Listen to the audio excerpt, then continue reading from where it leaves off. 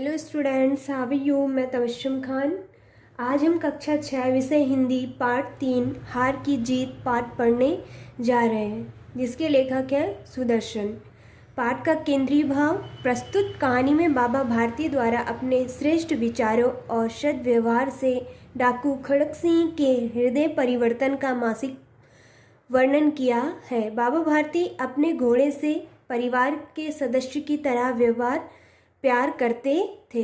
अपाहिज का वेश धारण कर डाकू खड़क सिंह कपटपूर्वक बाबा भारती का प्रिय घोड़ा छीन लेता है।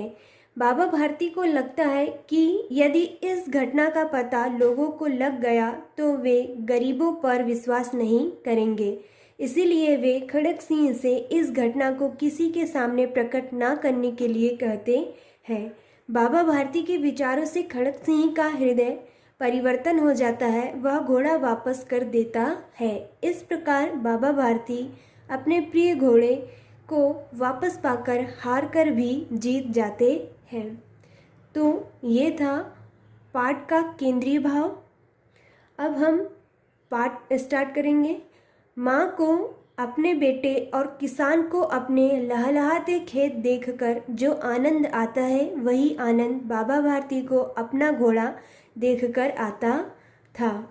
उनका घोड़ा सुंदर तथा बड़ा बलवान था। बाबा भारती उसे सुल्तान कहकर पुकारते, अपने हाथ से खरहरा करते, खुद दाना खिलाते और देख देख प्रसन्न होते थे।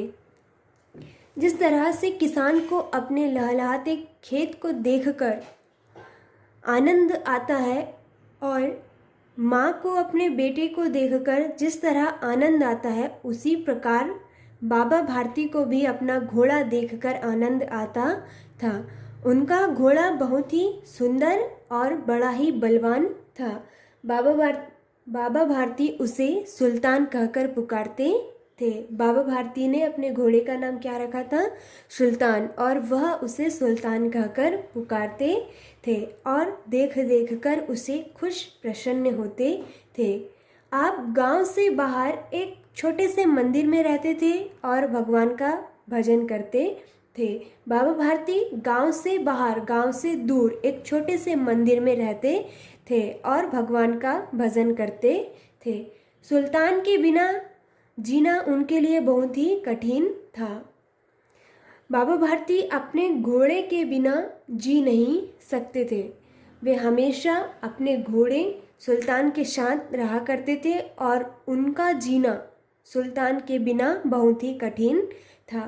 खड़क सिंह उस इलाके का कुख्यात डाकू था। खड़क सिंह उस इलाके का जहाँ पे बाबा भारती मंदिर में रहते थे और भगवान का भजन करते थे, उस इलाके में एक कुख्यात बहुत ही बुरा खड़क सिंह नाम का एक डाकू था। लोग उसका नाम सुनकर कांपते थे। जो भी उसका नाम सुनते थे वह उसके नाम से डर जाते थे। होते होते सुल्तान की कीर्ति उसके कानों तक भी पहुंची। कुछ दिन बीतते गए और सुल्तान, जो बाबा भारती का घोड़ा था, उसकी बात, उसकी बलवान सुंदरता डाकू खड़क सिंह के कानों तक पहुंची। उसका मन उसे देखने के लिए अधीर हो उठा। जो डाकू है खड़क सिंह, वह बाबा भारती के घोड़े सुल्तान को देखने के लिए बहुत ही व्यतीत हो गया। वह एक दिन दोपहर के समय बाबा भारती के पास जा पहुंचा और नमस्कार करके बैठ गया। दोपहर के समय एक बार खड़क सिंह बाबा भारती के पास पहुंचा और नमस्कार करके साइड में ही बैठ गया होगा। कहो, इधर कैसे आ गए? सुल्तान की चाह खींच लाई। बाबा भारती खड़क सिंह से बोल रहे हैं कि कहो, इधर कैसे आ गए? सुल्तान तो खड़क सिंह कहता है, सुल्तान की चाह खींच लाई। विचित्र जानवर है, देखोगे तो प्रसन्न हो जाओगे। मैंने भी बड़ी प्रशंसा सुनी है। उसकी चाल तुम्हारा मन मोह लेगी। कहते हैं देखने में भी बड़ा सुंदर है। क्या कहना, जो उसे एक बार देख लेता है उसके हृदय पर उसकी छवि अंकित हो जाती है। ये सब बाबा भारती और वह डाकू खड़क सिंह आपस में बात कर रहे हैं। इच्छा तो बहुत दिनों से थी लेकिन आज आ सका। खड़क सिंह बोल रहा है कि मुझे सुल्तान को देखने की इच्छा तो बहुत थी और वह इच्छा आज पूरी हुई जो मैं आज यहाँ पहुँच गया। बाबा भारती और खड़क सिंह अस्तबल में पहुँचे। अस्तबल जहाँ घोड़ों को रखा जाता है। बाबा ने घोड़ा दिखाया। घमंड से खड़क सिंह ने घोड़ा देखा और कुछ देर तक आश्चर्य से चुप खड़ा रहा। खड़क सिंह ने घोड़ा को देखा तो आश्चर्य से वह चुपचाप घोड़े को देखता ही रहा। उसके हृदय में हलचल होने लगी। वह घोड़े को लेकर कुछ ज़्यादा ही सोचने लगा। बालकों की सी अधीरता से बोला, बाबा जी इसकी चाल न देखी तो क्या देखी। खड़क सिंह बाबा भारती से बोल रहा है कि मैं इसकी चाल देखना चाहता हूँ कि घोड़ा कैसे चलता है।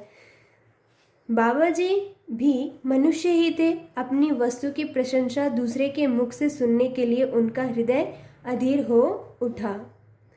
जब कोई भी अपनी किसी चीज़ की प्रशंसा करता है, तारीफ करता है, तो हम उसके बारे से और भी ज़्यादा सुनना चाहते हैं। तो बाबा भारती का भी हृदय अपने सुल्तान की प्रशंसा सुनने के लिए अधीर हो उठा। घोड़े को खोलकर बाहर ले गए। उन्होंने घोड़े को अस्तबल से बाहर लाए। घोड़ा वायु वेग से उड़ने लगा। उसकी चाल देखकर खड़क सिंह के हृदय पर सांप लौट गया। वह डाकू था और जो वस्तु उसे पसंद आ जाए उस पर वह अपना अधिकार समझता था।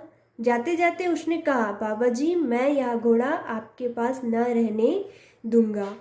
तो खड़क सिंह को वह घोड़ा पसंद आ गया और वह घोड़े को देखकर बहुत ही खुश हो गया और उसने जाते जाते बाबा जी से कहा कि मैं यह घोड़ा आपके पास नहीं रहने दूंगा।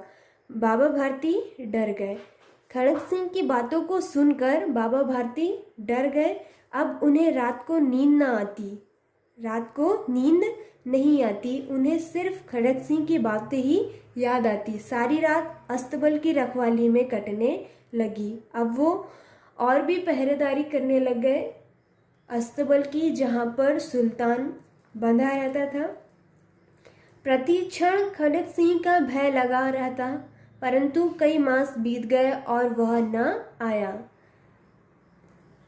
खड़क सिंह ने बोल के गया था बाबा भारती से कि मैं यह घोड़ा आपके पास नहीं रहने दूंगा। तो बाबा भारती को डर रहता था कि कहीं खड़क सिंह उनका सुल्तान न ले जाले। तो वह रात को सोते भी नहीं थे, अस्तबल की रखवाली भी करते थे। परंतु क्या हुआ कि कई महीने बीत गए लेकिन खड़क सिंह आया ही नहीं और सुल्तान को ले ही नहीं गया। यहाँ तक कि बाबा भारती कुछ असावधान हो गए और इस भय को स्वप्न के भय की नाई मिथ्या समझने लगे। बहुत दिन बीत गए तो बाबा भारती असावधान हो गए और जो खड़क सिंह ने बाबा भारती से कहकर गया था वह उसे स्वप्न समझने लगे। संध्या का समय था।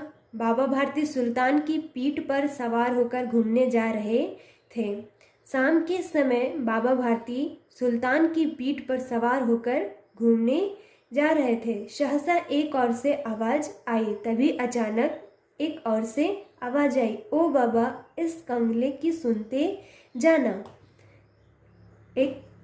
अचानक एक आवाज आई, ओ बाबा इस कंगले की सुनते जाना। आवाज में करुणा थी।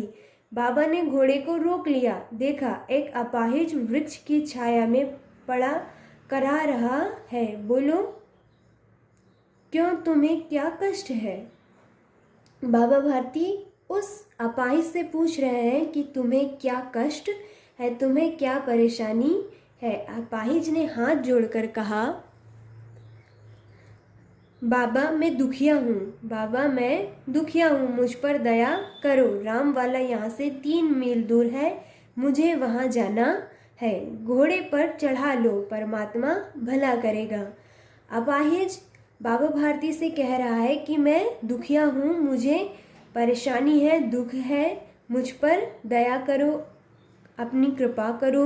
रामवाला यहाँ से 3 मील दूर है। वह अपाहिज रामवाला जाना चाहता है। जो बाबा भारती से कह रहा है कि यहाँ से 3 मील दूर ही है, मुझे घोड़े पर चढ़ा लो, परमात्मा मतलब भगवान ईश्वर आपका भला करेगा। वहाँ तुम्हारा कौन है? बाबा भारती उस अपाहिज से पूछ रहे हैं कि वहाँ तुम्हारा कौन है? दुर्गा दत्त वैद्य का नाम आपने सुना होगा, मैं उनका सौतेला भाई हूँ। उस अपाहिज ने क्या कहा? दुर्गा दत्त वैद्य का नाम आपने सुना होगा, मैं उनका सौतेला भाई हूँ। बाबा भारती ने घोड़े से उतरकर अपाहिज को घोड़े पर सवार किया और स्वयं उसकी लगाम पकड़कर धीरे धीरे चलने लगे। तो बाबा भारती ने उस अपाहिज को घोड़े पर सवार कर दिया, बिठा दिया और स्वयं घोड़े की लगाम को पकड़कर धीरे धीरे चलने लगे। सहसा उन्हें एक झटका सा लगा और लगाम हाथ से छूट गई। अचानक से घोड़े की लगाम बाबा भारती के हाथ से छूट गई। उनके आश्चर्य का ठिकाना न रहा। उन्होंने देखा कि अपाहिज घोड़े की पीठ पर तनकर बैठ गया और घोड़े को दौड़ाए लिए जा रहा है। वह खड़क सिंह था। अचानक बाबा ने क्या देखा कि उनके हाथों से घोड़े की लगाम छूट गई और जो अपाहिज बना हुआ खड़क सिंह था वह घोड़े की पीठ पर तनकर बैठ गया और घोड़े को दौड़ाने लगा। बाबा भारती को पता चल गया कि यह कोई अपाहिज नहीं बल्कि यह तो कुख्यात डाकू खड़क सिंह है।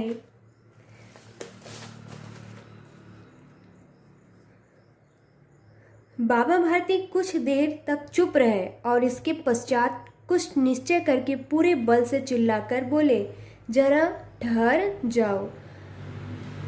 बाबा भारती कुछ देर के लिए शांत हो गए और कुछ सोचे और उसके बाद पूरी ताकत पूरे बल से चिल्लाकर बोले कि जरा ठहर जाओ। खड़क सिंह ने यह आवाज़ सुनकर घोड़ा रोक दिया और उसकी गर्दन पर प्यार से हाथ फेरते हुए कहा, बाबा जी यह घोड़ा अब ना दूंगा।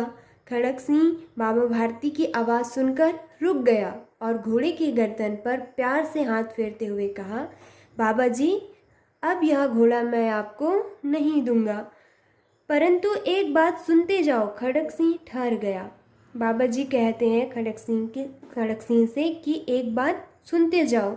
बाबा भारती ने निकट जाकर उसकी ओर ऐसी आंखों से देखा जैसे बकरा कसाई की ओर देखता है। बाबा भारती ने निकट जाकर उसकी ओर ऐसी आंखों से देखा जैसे बकरा कसाई की ओर देखता है और कहा, यह घोड़ा तुम्हारा हो चुका है। बाबा भारती खड़क सिंह से कह रहे हैं कि यह घोड़ा अब तुम्हारा हो गया है, मैं तुमसे इसे वापस करने के लिए ना कहूँगा, परंतु खड़क सिंह केवल एक प्रार्थना करता हूँ। बाबा भारती कह रहे हैं कि यह घोड़ा अब तुम्हारा हो गया है, मैं इसे तुमसे वापस नहीं मांगूंगा, परंतु केवल एक प्रार्थना है, एक विनती है, उसे अस्वीकार ना करना, नहीं तो मेरा दिल टूट जाएगा।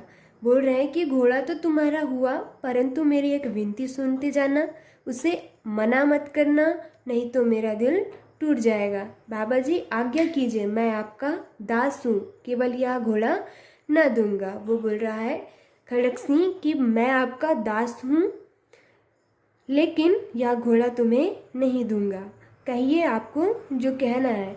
अब घोड़े का नाम न लो, मैं तुमसे इसके विषय में कुछ न कहूँगा। मेरी प्रार्थना केवल यह है कि इस घटना को किसी के सामने प्रकट न करना। बाबा जी खड़क सिंह से कह रहे हैं कि तुमने जो मेरा घोड़ा अपाहिज बनकर मुझसे ले लिया है, इस घटना को, इस सारी बात को किसी के सामने प्रकट, किसी को बताना नहीं। खड़क सिंह का मुंह आश्चर्य से खुला रह गया।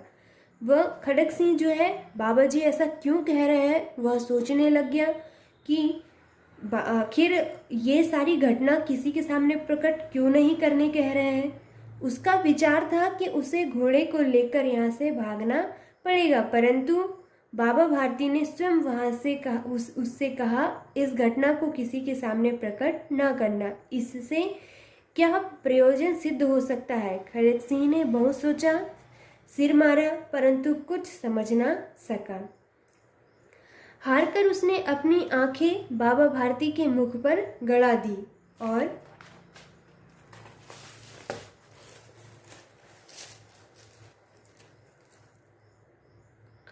और पूछा, बाबा जी, इसमें आपको क्या डर है? खड़क सिंह बाबा भारती से बोल रहा है, अगर मैं किसी को बता दूं तो इसमें क्या डर है? सुनकर बाबा भारती ने उत्तर दिया, लोगों को यदि इस घटना का पता लग गया तो किसी गरीब पर विश्वास ना करेंगे। बाबा भारती ने कहा, अगर इस घटना की बात किसी को पता चल गई तो वे किसी पर भरोसा नहीं करेंगे। यह कहते कहते उन्होंने सुल्तान की ओर से इस तरह मुंह मोड़ लिया जैसे उनका उससे कभी कोई संबंध ही ना रहा हो। बाबा भारती चले गए, परंतु उनके शब्द खड़क सिंह के कानों में उसी प्रकार गूंज रहे थे। सोचता था, कैसे उच्च विचार है, कैसा पवित्र भाव है। उन्हें इस घोड़े से प्रेम था। इसे देखकर उनका मुख फूल की नाई खिल जाता था। कहते थे, इनके बिना मैं रह ना सकूंगा। इसकी रखवाली में वे कई रात सोए नहीं, भजन भक्ति न कर रखवाली करते रहे, परंतु आज उनके मुख पर दुख की रेखा तक न दिखाई पड़ी थी। उन्हें केवल यह ख्याल था कि कहीं लोग गरीबों पर विश्वास करना न छोड़ दे। ऐसा मनुष्य मनुष्य नहीं, देवता है। रात्रि के अंधकार में खड़क सिंह बाबा भारती के मंदिर में पहुंचा। चारों ओर सन्नाटा था, आकाश में तारे टिमटिमा रहे थे। थोड़ी दूर पर गांव के कुत्ते भौंक रहे थे। मंदिर के अंदर कोई शब्द सुनाई न देता था। खड़क सिंह सुल्तान की बाग पकड़े हुए था। वह धीरे धीरे अस्तबल के फाटक पर पहुंचा। फाटक खुला पड़ा था। किसी समय बाबा भारती स्वयं लाठी लेकर पहरा देते थे, परंतु आज उन्हें किसी चोरी, किसी डाके का भय न था। खड़क सिंह ने अपने बढ़कर सुल्तान को उसके स्थान पर बांध दिया और बाहर निकलकर सावधानी से फाटक बंद कर दिया। इस समय उसकी आंखों में नेकी के आंसू थे। रात्रि का तीसरा पहर बीत चुका था। चौथा पहर आरंभ होते ही बाबा भारती ने अपनी कुटिया से बाहर निकलकर ठंडे जल से स्नान किया। उसके पश्चात इस प्रकार जैसे कोई स्वप्न में चल रहा हो। उसके पांव अस्तबल की ओर बढ़े, परंतु फाटक पर पहुंचकर उनको अपनी भूल प्रतीत हुई। साथ ही घोर निराशा ने पांव को मन भर का पानी बना दिया। वे कहीं रुक गए। घोड़े ने अपने स्वामी के पांव के चाप को पहचान लिया और जोर से हिनाया। अब बाबा भारती आश्चर्य और प्रसन्नता से दौड़ते हुए अंदर घुसे और अपने प्यारे घोड़े से गले से लिपट कर इस प्रकार रोने लगे मानो कोई पिता बहुत दिन से बिछुड़े हुए पुत्र से मिल रहा हो। बार बार उसके मुंह पर थपकियां देते। फिर वे संतोष से बोले, अब कोई गरीबों की सहायता से मुंह ना मोड़ेगा। तो इस प्रकार बाबा जी हार कर भी जीत गए। खड़क सिंह ने स्वयं ही सुल्तान को अस्तबल में लाकर बांध दिया। उसके कानों में बाबा भारती की ही बातें सुनाई देती थी कि कोई गरीबों पर विश्वास नहीं करेगा। इसके बाद है सुदर्शन, जो लेखक है उनके बारे से कुछ बताया गया है। फिर मीनिंग्स है, सही विकल्प चुनकर लिखिए, रेगिस्तानों की पूर्ति कीजिए, 1 या 2 वाक्यों में उत्तर लिखिए। तो हमने जो आपको लेसन हार की जीत समझाया है, इसे आप लोग स्वयं भी एक बार रीड करें, समझने की कोशिश करें। और ये आप लोगों का होमवर्क है। पहले आप लोगों को लेसन का केंद्रीय भाव, फिर उसके बाद सुदर्शन जी के बारे से लिखना है।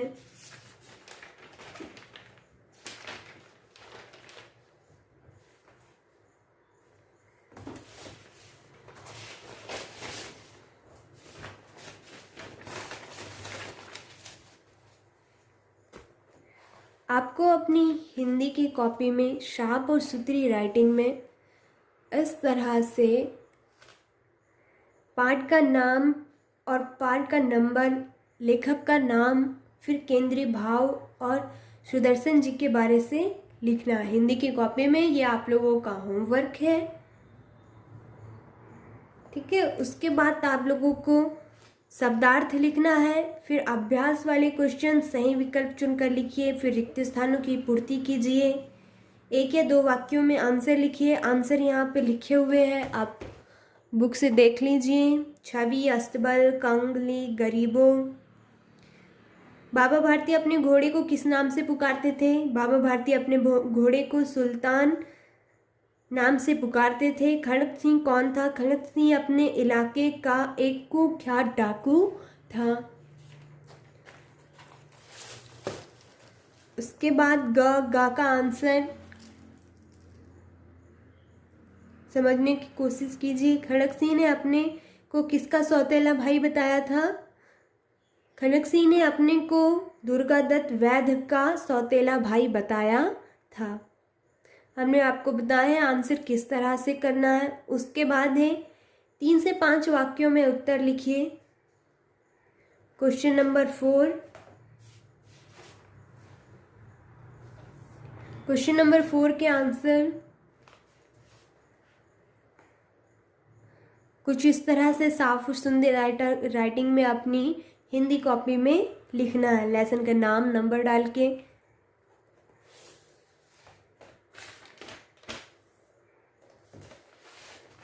क्वेश्चन नंबर 5 है, सोचिए और बताइए।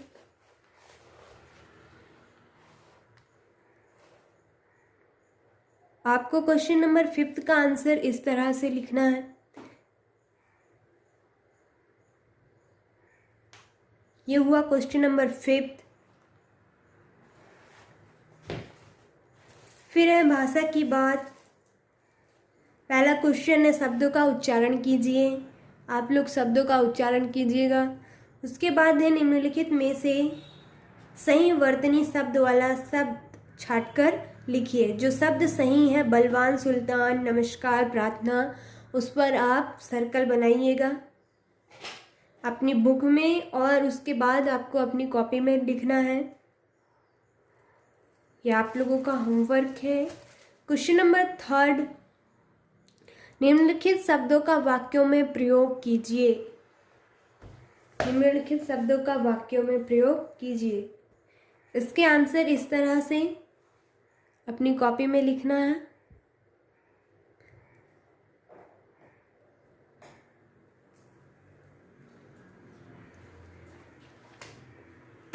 ठीक है, तो आज हमने हार की जीत पाठ पढ़े। उम्मीद है आप लोगों को हार की जीत लेसन पाठ बहुत अच्छा लगा हो और मैंने जो समझाया वो आपको समझ में आया हो। क्वेश्चन आंसर साफ और सुथरी राइटिंग में अपनी हिंदी कॉपी में करना है, जैसे कि हमने पिछले पार्ट में जिस तरह से हमने साफ और सुथरी राइटिंग में लिखा है, ठीक आप लोगों को भी उसी तरह से स्टेप बाय स्टेप क्वेश्चन डाल के, क्वेश्चन नंबर डाल के आपको लिखना है। धन्यवाद।